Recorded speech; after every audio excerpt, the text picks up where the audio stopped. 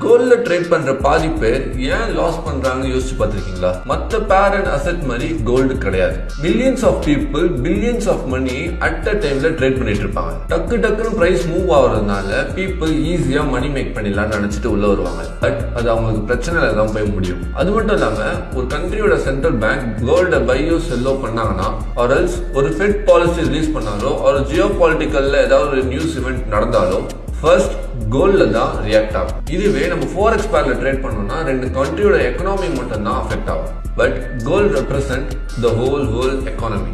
So அதனால தான் இந்த big institutions like hedge funds and central banks இதுல ரொம்ப ப்ளே பண்ணுவாங்க. ஸோ கோல்டுக்குன்னு ஒரு கேரக்டரிஸ்டிக்ஸ் இருக்கு, அதுக்குன்னு ஒரு பிஹேவியர் இருக்கு. ஸோ அதெல்லாம் புரிஞ்சுக்கிட்டா மட்டும்தான் கோல்ட்ல ட்ரேட் பண்ண முடியும். ஸோ நீங்க ஒரு பிகினரா இருந்தா ஆர் நீங்க கோல்ட்ல ட்ரேட் பண்றவங்க இருந்தாலோ என்னோட சொல்யூஷன் கேட்டீங்கன்னா ஸ்மால் அக்கௌண்ட்ல ஸ்டார்ட் பண்ணுங்க அண்ட் உங்களோட ரிஸ்க் மேனேஜ்மெண்ட்டை ப்ராப்பரா வச்சுக்கோங்க. வைடா பாய்ஸ்.